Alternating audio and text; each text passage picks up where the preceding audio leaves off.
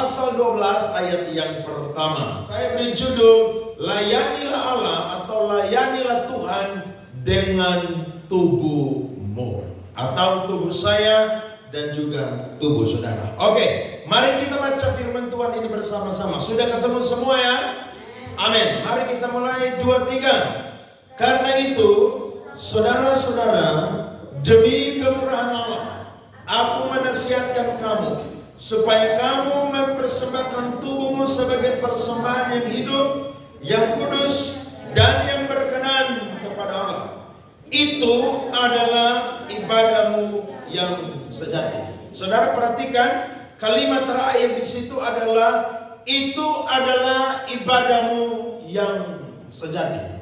Ibadah yang sejati yang kita akan pelajari pada pagi hari ini adalah mempersembahkan tubuh kita sebagai persembahan yang hidup, yang kudus, dan yang berkenan kepada Allah. Saya kalau mau bahas satu-satu, maka saya akan bisa memberikan studi literal kepada kita semua tentang kata hidup, kudus, dan berkenan. Tapi nanti panjang, nanti minggu depan khotbah seri yang lain, sehingga saya rangkum saja di hari ini tentang tema ini. Nah saudara-saudara, kalau kita membaca surat Roma pasal 12 sampai pasal 16, kita akan menemukan itu adalah aplikasi yang harus dilakukan oleh jemaat-jemaat yang ada di Roma yang telah mengalami pembenaran oleh karena iman.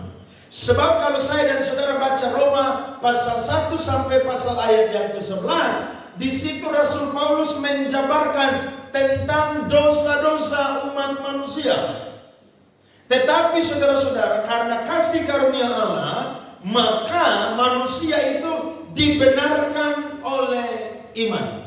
Ketika manusia sudah dibenarkan oleh iman, maka manusia tidak boleh vakum, manusia tidak boleh pasif, tetapi manusia harus saudara melakukan aksi ataupun juga aplikasi ataupun juga penerapan.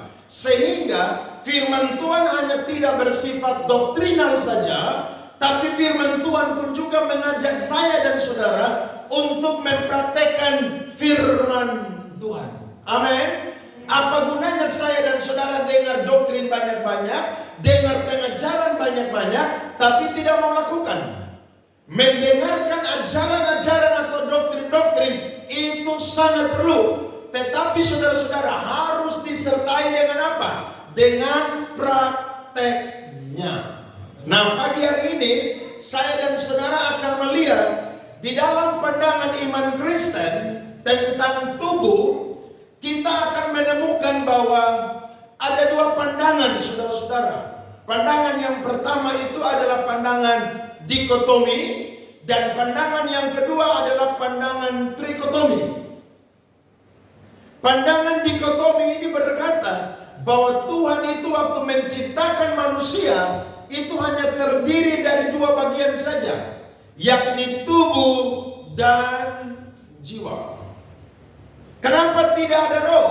Karena jiwa itu adalah bagian dari roh, dan roh itu juga adalah bagian dari jiwa. Ada ayat yang saya dan saudara bisa baca dan bisa dengar. 1 Korintus 7 ayat 34. Dan dengan demikian perhatiannya terbagi-bagi. Perempuan yang tidak bersuami dan anak-anak gadis memusatkan perhatian mereka pada perkara Tuhan. Perhatikan, supaya tubuh dan jiwa mereka kudus. Di situ tidak ada kata roh di situ. Tetapi pandangan yang kedua adalah pandangan trikotomi. Manusia itu terdiri dari tubuh, jiwa, dan roh. Saya dan saudara lihat 1 Tesalonika 5 ayat 23. Paulus berdoa, semoga Allah damai sejahtera menguduskan kamu seluruhnya, dan semoga roh, jiwa, dan apa saudara? Tubuhmu terpelihara sempurna dengan tak bercacat pada kedatangan Yesus Kristus Tuhan kita. Saya dan saudara tidak usah debat soal hal ini. Kenapa? karena sama-sama punya dasar Alkitab. Tetapi Alkitab sepakat dan saudara-saudara kita sebagai orang percaya sepakat bahwa kita semua manusia ini memiliki tubuh. Amin, saudara? Jadi kalau ada yang debat soal tidak punya roh, hanya punya jiwa, itu tidak usah diperdebatkan. Tetapi yang perlu kita sepakati adalah saya dan saudara ini memiliki tubuh. Waktu manusia jatuh dalam dosa, Allah berfirman bahwa manusia itu, saudara, mengalami kematian rohani. Manusia tidak langsung mengalami kematian tubuh pada saat itu, tapi manusia mengalami yang namanya kematian rohani. Manusia terpisah dari hadirat Allah, bahkan manusia diusir dari Taman Eden. Tetapi tahukah saudara, lewat kematian rohani ini, kalau manusia tidak ditebus, saudara-saudara, maka manusia akan mengalami kematian tubuh. Dan kematian tubuh ini, saudara, akan berbahaya untuk dia itu ada di neraka, dan jiwanya itu akan mengalami penyiksaan. Karena waktu kita mati, mau orang benar, orang tidak benar, tubuh akan jadi kembali ke debu tanah. Tetapi jiwa kita, saudara-saudara, itu akan diperhadapkan dengan Allah. Orang fasik ada di neraka, orang berdosa ada di neraka, orang benar itu ada di surga. Manusia tercemar oleh karena dosa, sehingga Rasul Paulus pernah berkata dalam surat Roma pasal 5 ayat 12, bunyinya adalah sebab itu lewat satu orang yang di Adam, maka dosa itu telah masuk ke seluruh umat manusia. Sebab itu maut pun juga ada di dalam kehidupan manusia. Kenapa? Karena semua manusia telah berbuat dosa. Bahkan Paulus tulis dalam surat Roma, saya dan saudara perhatikan ayat pasal 7 ayat 22 sampai 24. Roma pasal 7 ayat 22 sampai 24. Sebab di dalam batinku aku suka akan hukum Allah, tetapi di dalam anggota-anggota tubuhku aku melihat hukum lain yang berjuang melawan hukum akal budiku dan membuat aku menjadi tawanan hukum dosa yang ada di dalam anggota-anggota tubuhku. Aku manusia celaka, siapakah yang akan melepaskan aku dari apa, saudara? Tubuh maut ini. Jadi saya dan saudara, waktu lahir, waktu kita membawa dosa warisan dari orang tua kita, maka tubuh kita ini, saudara, sudah dicemari oleh dosa. Tetapi syukur kepada Allah, lewat Yesus Kristus, lewat kematiannya saya dan saudara itu ditebus dari kehidupan yang sia-sia. Tubuh kita yang dipakai untuk alat-alat kelaliman, saudara-saudara, itu ditebus dengan darah Yesus, sehingga saya dan saudara punya tubuh tidak tercemar lagi oleh dosa, tetapi dibaharui lewat penebusan Yesus Kristus. Amin. Tidak heran Yesus bilang apa? Tubuh kita ini adalah lambang atau simbol dari terang.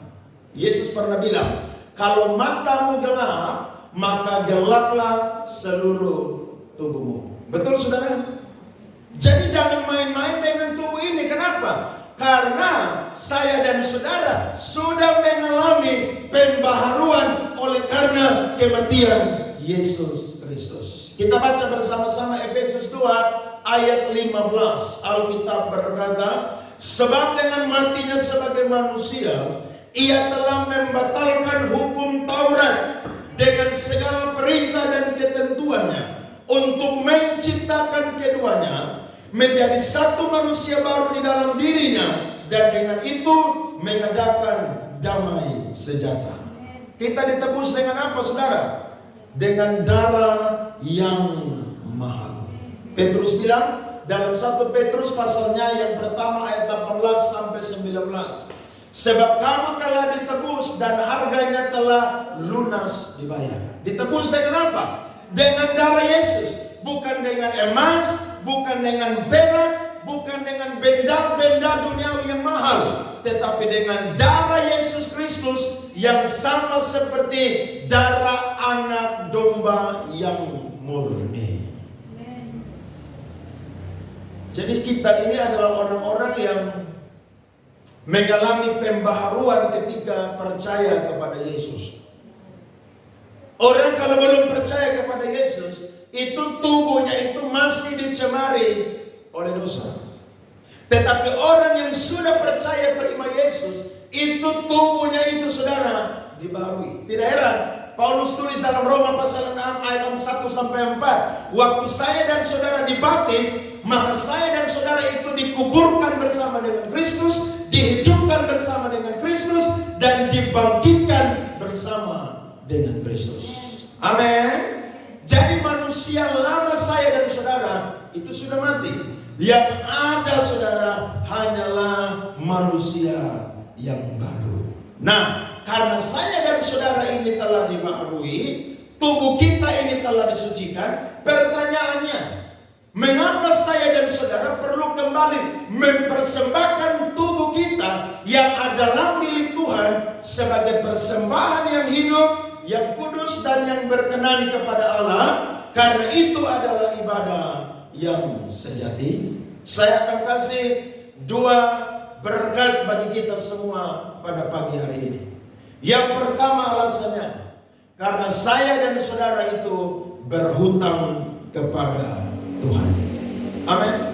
Coba lihat surat Roma pasal 3 ayat 10-13. Harusnya sampai ayat 18 tapi kepanjangan. Roma pasal 3 ayat 10-13. Seperti ada tertulis, tidak ada yang benar, seorang pun tidak. Tidak ada seorang pun yang berakal budi. Tidak ada seorang pun yang mencari siapa? Allah. Ayat 13, 12. Semua orang telah menyeleweng. Mereka semua tidak berguna. Tidak ada yang berbuat baik, seorang pun tidak. Ayat 13, kerongkongan mereka seperti kubur yang tengah, lidah mereka merayu-rayu, bibir mereka mengandung bisa. Saudara lihat, status saya dan saudara dulu itu tidak berguna. Status saya dan saudara dulu itu saudara tidak berakal budi. Status saya dan saudara dulu itu tidak mencari Allah. Tetapi lewat kematian Kristus, saya dan saudara itu dipulihkan menjadi seturut dengan rancangan Allah yang semula. Amin. Sehingga saya dan saudara ini berhutang kepada Tuhan. Pendeta almarhum Dr. Yakob Nawai, dia punya moto dalam melayani Tuhan. Waktu dia bangun gereja GBI Mawar Saron, itu kapasitasnya 10.000 kursi. Dia tempel besar-besar di depan gerejanya. Di situ dia tulis adalah, hidup ini adalah membayar hutang kepada Tuhan. Saudara bisa bayar Tuhan punya hutang, kita punya hutang kepada Tuhan. Ini baru tanggal 5 nih. Coba saudara masuk rumah sakit, infus 5 hari tidak ada BPJS, bayar berapa? Itu baru infus, belum obat, belum apa? Otak yang belum koslet, jantung yang masih sehat, ginjal yang masih baik, paru-paru yang masih baik, jantung yang masih baik, organ-organ tubuh yang masih baik. Saya dan saudara bisa bayar kebaikan Tuhan. Makanya tidak akan pernah bisa, saudara-saudara. Orang mau jumlah uang berapa banyak pun, tidak akan pernah bisa bayar Tuhan punya kebaikan kepada kita, saudara-saudara. Tidak akan pernah bisa. Makanya saya dan saudara perlu kembali mempersembahkan tubuh ini sebagai persembahan yang hidup. Dalam perjanjian lama, korban itu saudara ketika dipersembahkan, binatang yang hidup itu dibunuh. Kemudian darahnya dicurahkan, kemudian dipersembahkan di atas mezbah. Dan itu menjadi lambang pengampunan dosa, hanya bersifat sementara. Tetapi dalam perjanjian baru, Tubuh kita yang dahulu mati, yang sekarang sudah dihidupkan, itu harus dipersembahkan kepada Allah. Karena kita berhutang kepada Tuhan. Amin. Coba lihat 1 Korintus 6 ayat 20. Firman Tuhan berkata, sebab kamu telah dibeli dan harganya telah lunas dibayar. Karena itu muliakanlah Allah dengan apa? Tubuhmu. Tubuh kita jangan dipakai, saudara-saudara, untuk lagi menjadi hamba dosa. Dulu mantan perokok keras, sekarang sudah bertobat, stop merokok. Ada yang tanya, Pak Andre, di Alkitab tidak ada tulis jangan merokok. Yang ada, jangan mencuri, jangan berzina, jangan apa lagi? Bersaksi dusta dan seterusnya. Tidak ada di situ ditulis jangan merokok. Jawabannya adalah yang sepotong-sepotong aja kamu tidak lakukan, apalagi Tuhan tambah firman banyak. Yang tulis dilarang merokok hanya di pom bensin. Nah, di pom bensin saja tidak terima kamu, maka surga juga tidak terima kamu. Kenapa? Karena tubuhmu adalah bait Allah. Bait Allah jangan dikotori. Saya pernah bersaksi di ibadat pemuda penutup November kemarin. Ada saya punya teman SMP, teman baik, tinggal di Kelapa Lima, Pasir Panjang. Dia punya bapak nih majelis gereja. Dia selalu suruh bapaknya ini berhenti merokok. Karena satu hari bapaknya ini bisa 2 bungkus sampai 3 bungkus. Wah, ini parah, ini udah parah banget kalau begitu. Dimulai dari berapa bungkus? 1 bungkus. Tapi sebelum 1 bungkus dimulai dari 1 batang. Karena memang rokok itu kan mengandung nikotin yang mengikat. Jadi waktu orang isap, saudara, rasanya enak. Apalagi, wah itu enak tuh. Apalagi dia lagi ganggu dia teman di samping tuh, dia bikin bola-bola, saudara. Bukan dola-dola tapi apa? Bola-bola. Tapi orang yang tidak merokok tuh sakit. Dia ngomong sama ayah dia, bapak dia, stop papa merokok. Bapaknya tidak mau dengar. Dia kuliah di STEAM. Nah waktu itu saudara, dia diberikan motor untuk pergi kuliah. Anak laki-laki cuma 1 orang aja. Tapi karena memang saudara anak muda, kalau ketemu teman bawa motor selalu kencang, maka dia turun dari putaran STEAM itu saudara kencang. Dia belok saudara tidak dapat, akhirnya terbuanglah dia. Maka ada mobil dari bawah yang kencang saudara, lindas dia dari atas. Dan kebetulan dia tidak pakai helm, mati di tempat. Saudara tahu, dia punya bapak bertobat waktu anaknya mati. Sampai hari ini bapaknya tidak merokok lagi. Lihat tuh, Tuhan tobat dengan yang ringan-ringan, dengan nasihat firman yang mungkin keras, tidak mau dengar. Manusia itu suka dapat yang keras. Padahal yang lembut harusnya apa? Dengar. Pendeta udah khotbah ulang-ulang, dia bilang, sama aja. Harusnya dengar, kenapa? Karena kalau kamu tidak mau terima yang lembut, yakni firman, sekalipun kata-katanya keras, nanti kamu akan dapat yang lebih keras. Anak laki-laki 1 orang hilang. Sejak hari itu, papanya berhenti merokok. Jadi kalau ada orang tua, anak bilang, bapak berhenti rokok, bapak berhenti mabuk, ya, tidak mau dengar, nanti Tuhan pakai cara yang keras. Hilang anak. Nanti baru menyesal, kenapa saya tidak mau dengar nasihat anak saya yang adalah suara Tuhan yang Tuhan titip melalui dia. Waktunya apa? Sudah selesai. Jadi saya dan saudara pakai ini tubuh untuk apa? Untuk melayani Tuhan. Karena kita nih berhutang kepada Tuhan, saudara-saudara. Saudara mau punya uang berapa banyak pun juga, tidak akan pernah bisa. Tubuh ini jangan lagi dipakai untuk apa? Percabulan, persinahan. Jangan. Paulus ulang saudara dalam 1 Korintus 7 ayat 23. Firman yang sama dia ngomong kepada jemaat Korintus. Kamu telah dibeli dan harganya telah lunas dibayar. Karena itu janganlah kamu menjadi apa? Hamba manusia. Jadi kalau saudara bergaul, ada teman yang tahu ayo minum mabuk sedikit 1 gelas saja. Saudara jangan terima. Kenapa? Jadikan tubuh saya dan saudara itu menjadi pelayan Kristus, bukan hamba manusia. Kemarin saudara itu tanggal 31, kasihan ya orang Kristen semua yang 90% merayakan ganti tahun. Oh itu sore saudara, musik semua mati, senyap. Itu kalau Tuhan Yesus datang saudara itu semua terampuni saudara karena ada di gereja.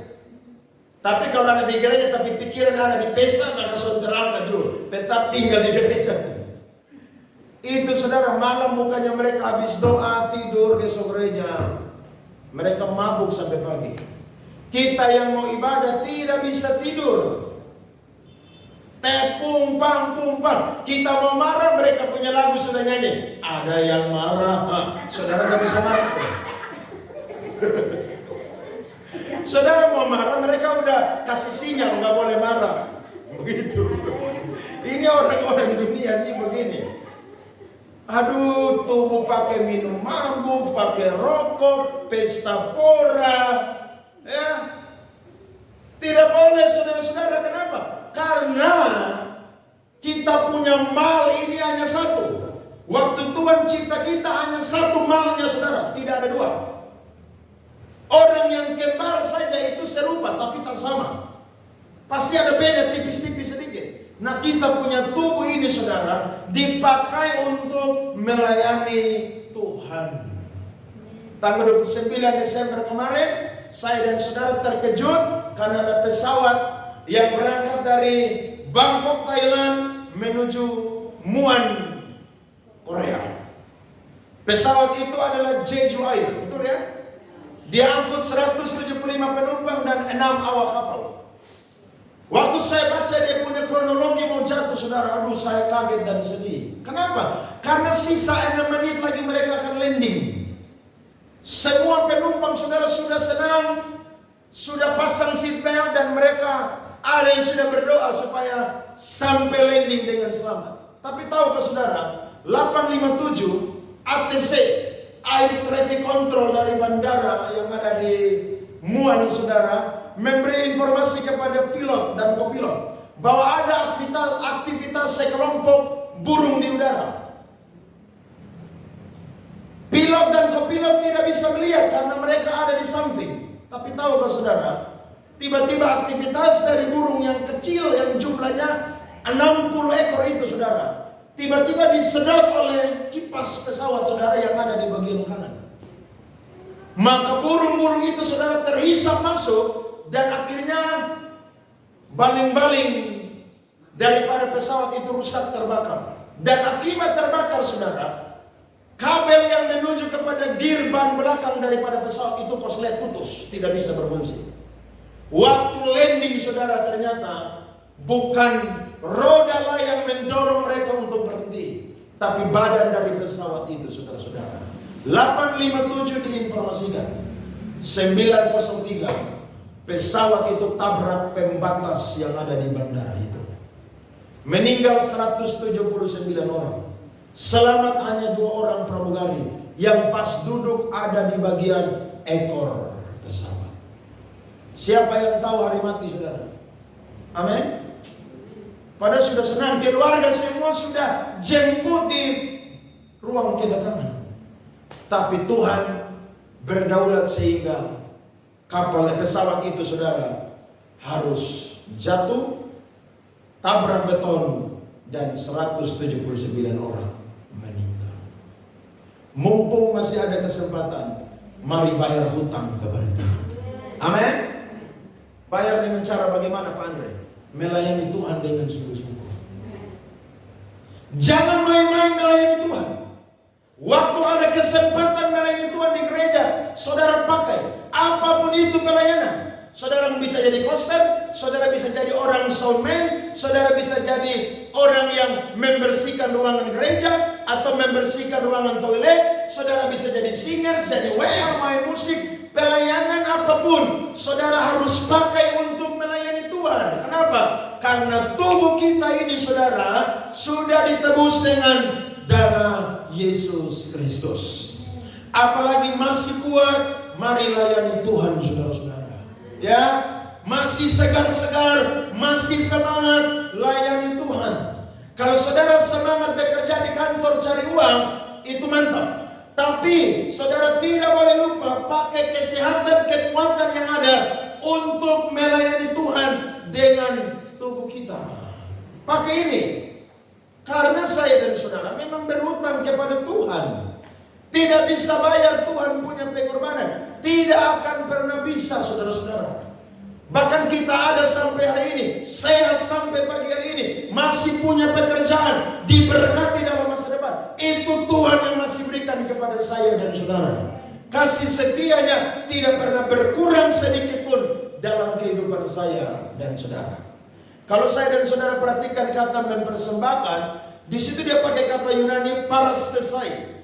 Parastesai itu, saudara, artinya adalah tubuh orang percaya itu telah selesai secara keseluruhan, diserahkan kepada Allah, dan juga telah mati secara keseluruhan. Jadi selain tubuh kita sudah mati karena dosa, tapi saya dan saudara ini sudah menjadi orang yang harusnya mengabdi kepada Tuhan. Saya waktu renungkan firman Tuhan ini, saya bilang, Tuhan, 2025 saya mau tambah semangat melayani Tuhan. Makanya salah satu doa saya dan saudara setiap hari, Tuhan kasih saya kesehatan. Supaya apa? Supaya bisa menjalani hidup, bisa bekerja, bisa sekolah kuliah, terlebih daripada itu melayani Tuhan. Jangan saudara tunggu udah tua, ya, badan udah ngilu-ngilu, udah sakit-sakit semua, saudara udah bungkuk baru mau melayani Tuhan. Jangan. Mumpung masih berdiri tegak, saudara, layani Tuhan. Mumpung masih diberikan apa? Talenta, karunia, kapasitas, waktu, kesempatan, layani Tuhan. Jangan nanti orang mati baru persembahkan pujian. Hidup ini adalah kesempatan. Kesempatan untuk apa? Itulah bukan keren kan? Kesempatan untuk apa? Melayani Tuhan. Padahal habisnya dia tidak melayani Tuhan. Dia layani iblis, bapaknya dia lagi tuh. Harusnya layani Tuhan. Karena saya yakin Allah ini sudah memberikan jauh lebih banyak daripada yang saya dan saudara butuhkan. Firman Tuhan berkata, Kristus telah mati untuk saya dan saudara waktu kita masih lemah. Kita tidak berdaya. Kita tidak bisa menghampiri Allah.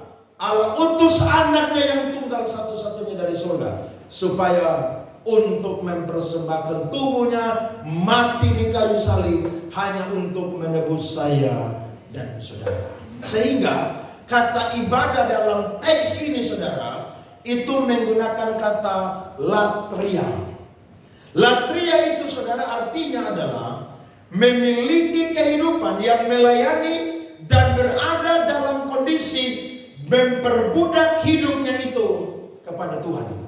Jadi kata ibadah di sini, saudara, bukan sekedar ibadah, tapi penyembahan atau pelayanan. Dan kata latria ini, saudara, hanya mutlak itu dipersembahkan kepada Allah. Tidak bisa dipersembahkan kepada manusia. Kata latria atau ibadah di sini mutlak, orang harus mempersembahkan tubuhnya sebagai persembahan yang hidup, kudus, berkenan. Itu hanya kepada Allah.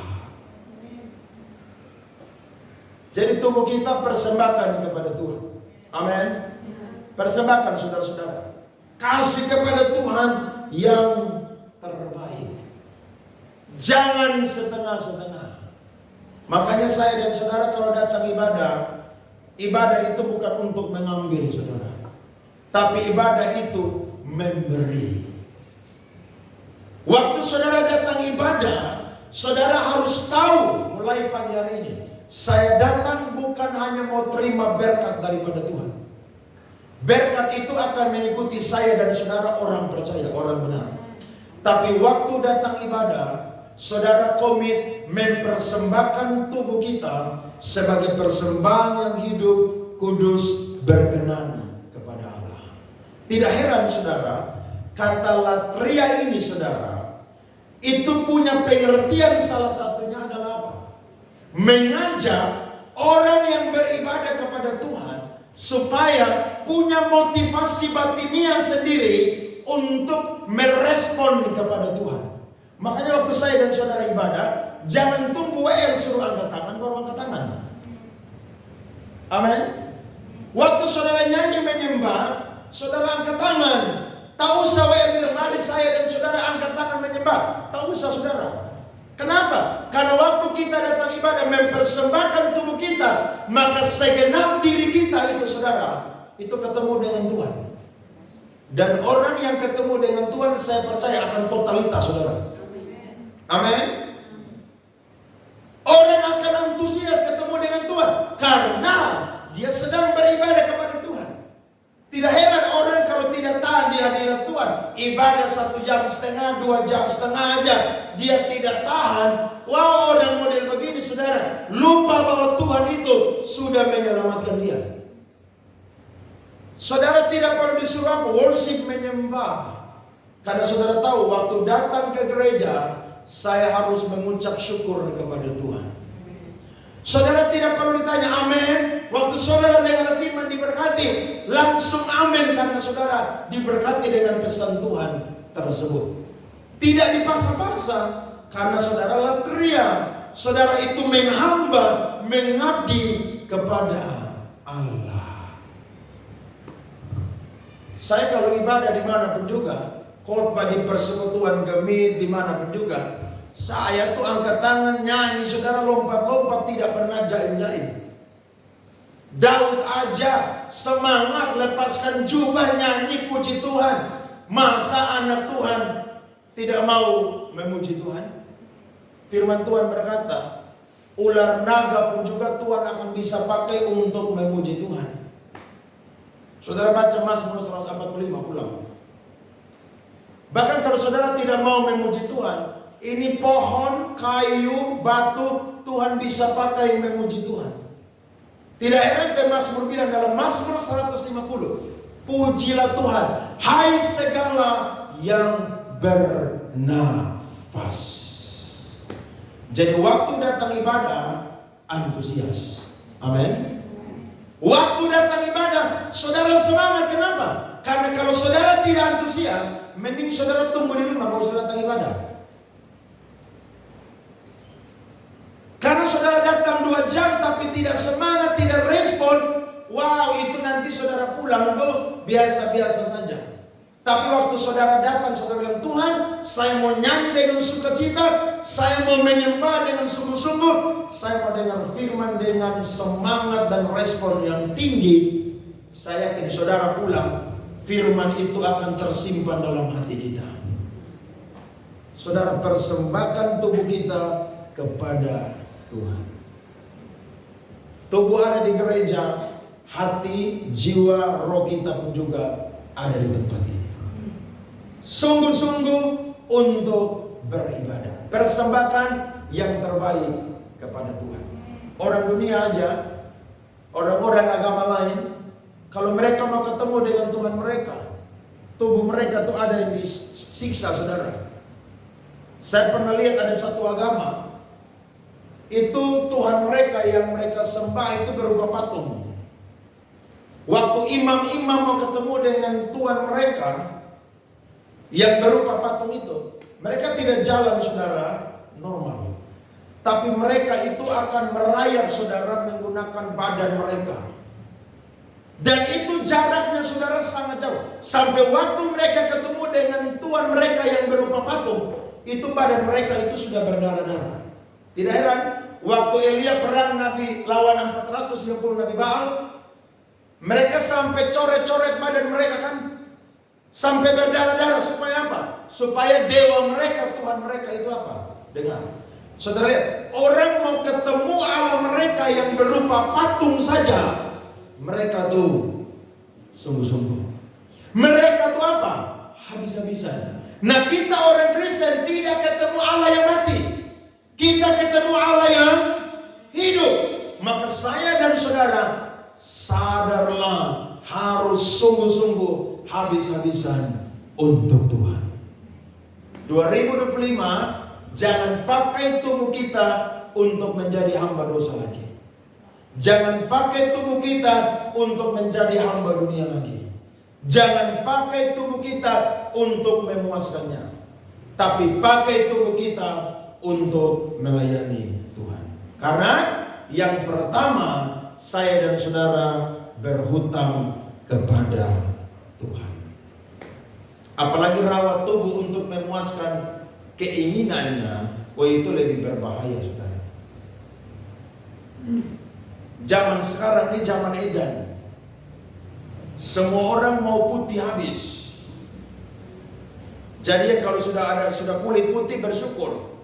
Tapi ada yang agak gelap-gelap sedikit, sawo matang hitam. Itu saudara ada yang suntik putih lah, pakai obat lah, ya supaya kelihatan apa? Cantik, bagus, indah.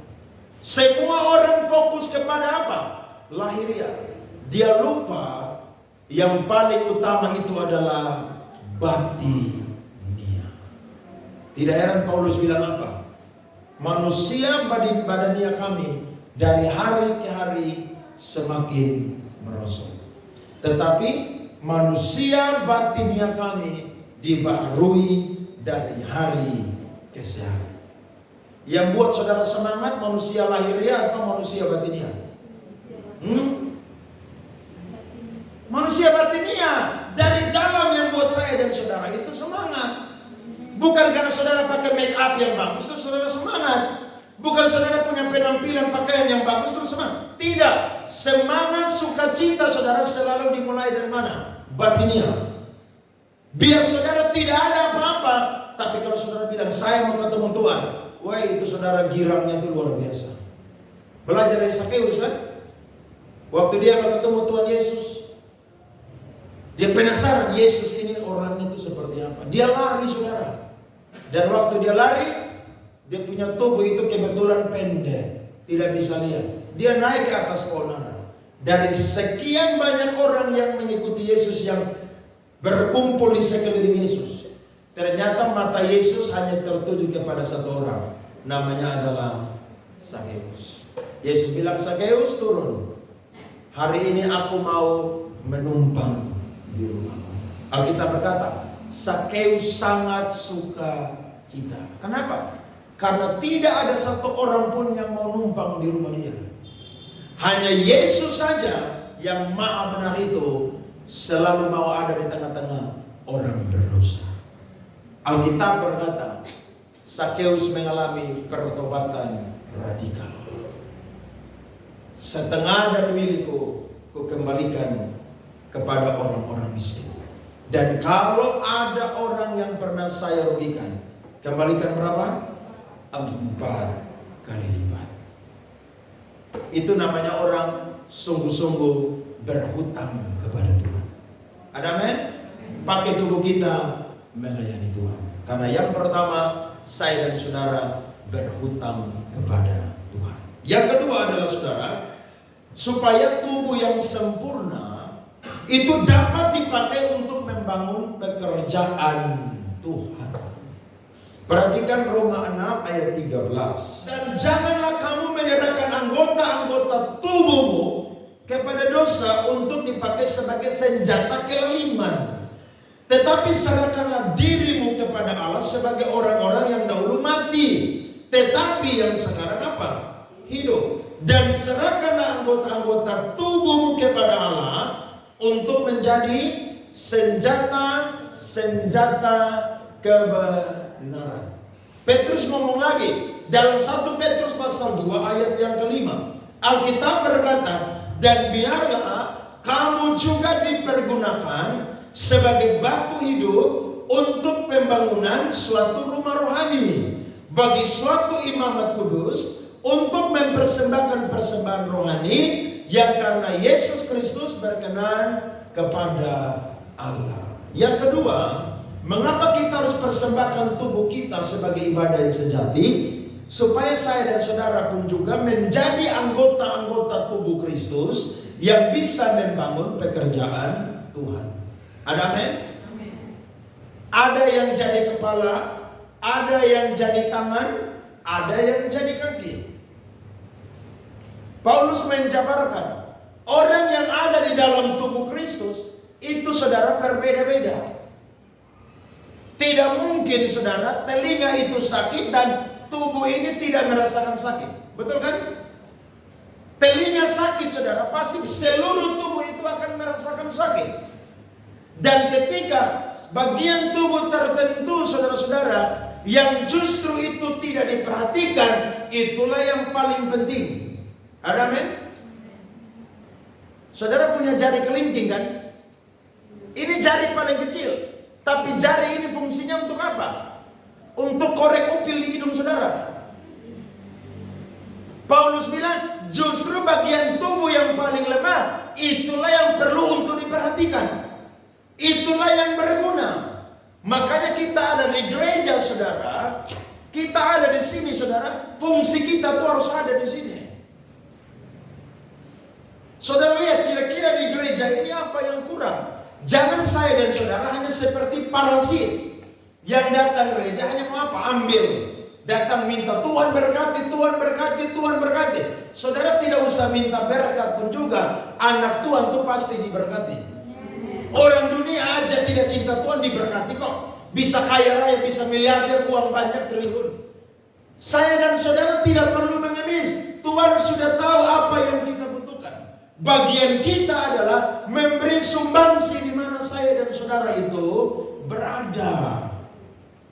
Supaya apa? Gereja itu dibangun.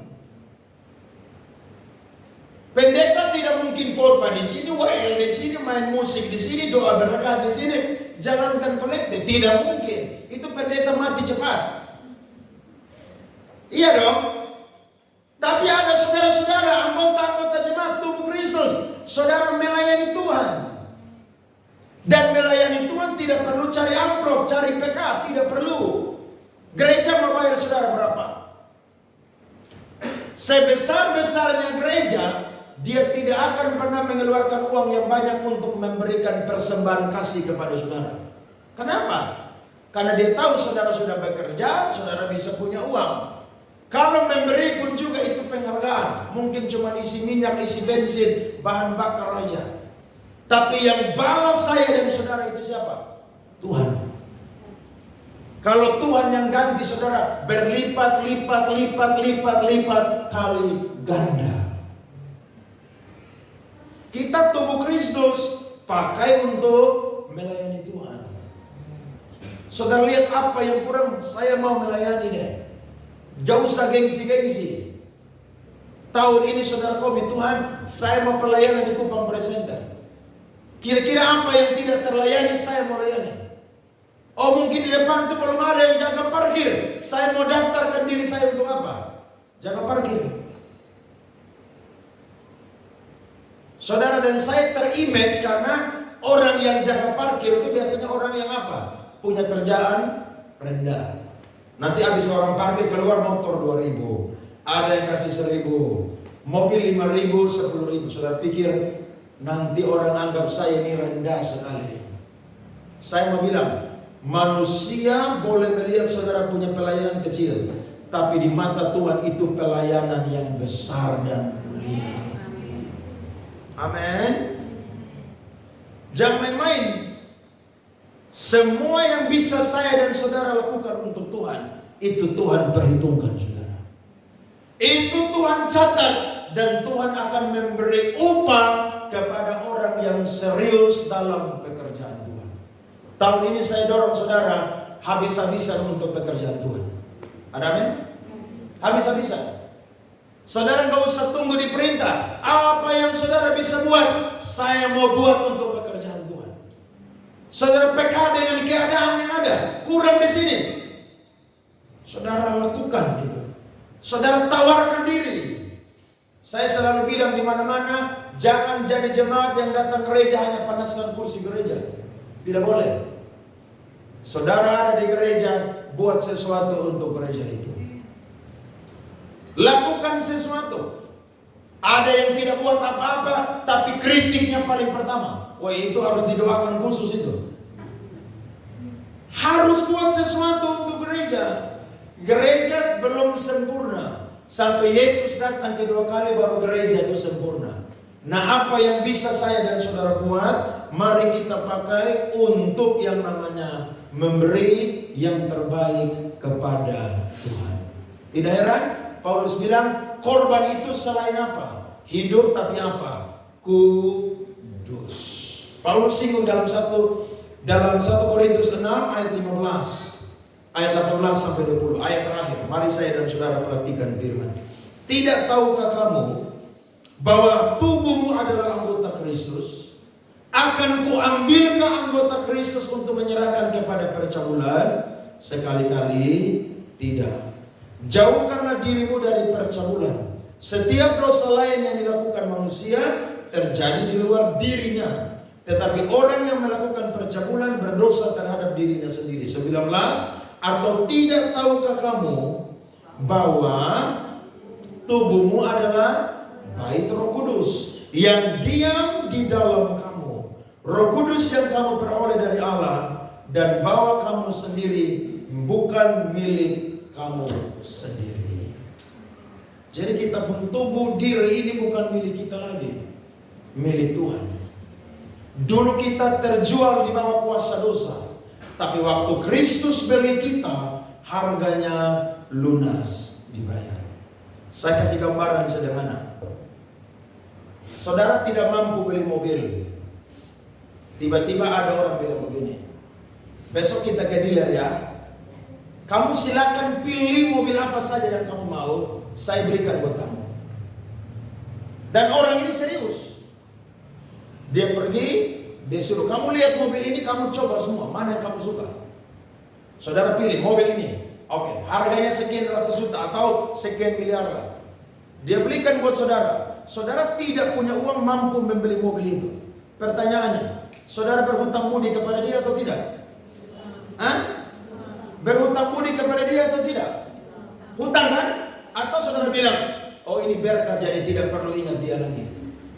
Saya yakin walau itu berkat, saudara akan hutang budi kepada dia. Tiba-tiba dia bilang, mobil bisa pinjam, saya mau pakai. Apa yang saudara jawab? Minta maaf ya, saya mau jalan-jalan dengan keluarga Pak, jadi tidak bisa. Saya kecuali bilang, Pak, mari datang ambil aja. Karena ini mobil ini harusnya bukan saya punya milik ini. Ini miliknya Bapak dan Ibu. Hanya STNK-nya atas nama saya. Kan tidak bisa beli, orang yang beli. Hutang budi atau tidak? Hutang budi. Malam-malam saudara lagi tidur ngantuk, jam 2 dia telepon, bisa tolong? Rumah saya ini jauh dari apotek, anak saya sakit, bisa pergi belikan saya obat? Saya yakin saudara akan bangun jam 2 pagi untuk apa? Pergi. Kenapa? Lo saudara hutang. Iya kan? Dulu saudara cuma naik motor, tidak bisa beli mobil. Sekarang orang belikan saudara mobil yang saudara suka, dia bayar lunas. Sampai mati saya yakin saudara tidak akan pernah lupa dia. Yang ada saya dan saudara berhutang budi dengan dia. Nah, kalau dengan manusia saja saudara bisa, maka dengan Tuhan pasti lebih bisa lagi. Iya dong? Iya dong, betul nggak? Harus lebih bisa lagi. Karena memang saya dan saudara hutang kepada Tuhan. Dan anggota tubuh kita saudara, mari kita pakai untuk apa? Membangun pekerjaan Tuhan. Jangan pakai ini tubuh untuk apa? Senjata-senjata kelaliman. Melayani Tuhan dengan tubuh yang kudus, hidup berkenan kepada Allah. Saya bersyukur saudara-saudara yang melayani di tempat ini tidak sempurna. Saudara masih buat dosa, masih jatuh dalam dosa, tapi saudara punya roh takut akan Tuhan yang luar biasa. Saya lihat di gereja lain orang melayani tiap hari rokok, minum mabuk. Nanti mau ibadah baru apa? Matikan rokok. Suci cuma 2 jam, saudara. Di suci itu cuma 2 jam. Jadi kalau tumpang tangan saudara, hardik dia supaya dia bertobat. Iya, nanti keluar gereja, dia kumat ulang lagi. Orang model begini, saudara, ya, tidak bisa dipakai untuk membangun pekerjaan Tuhan. Saya selalu bilang, kita melayani di sini, ini benda mati semua. Mic itu benda mati. Ada baterai baru dia hidup. Ada receiver baru dia hidup. Ada listrik baru dia hidup. Keyboard semua benda ini benda mati. Waktu ada listrik baru apa? Dia hidup. Tapi saya mau bilang, biar ada listrik dan benda-benda mati hidup. Tapi kalau saya dan saudara adalah orang-orang yang tidak berkenan di hadapan Tuhan, saya mau bilang, kita tidak dilayakkan saudara untuk pekerjaan Tuhan. Jadi mari saya dan saudara menjadi orang-orang percaya yang sungguh-sungguh pakai hidup kita untuk pembangunan pekerjaan Tuhan.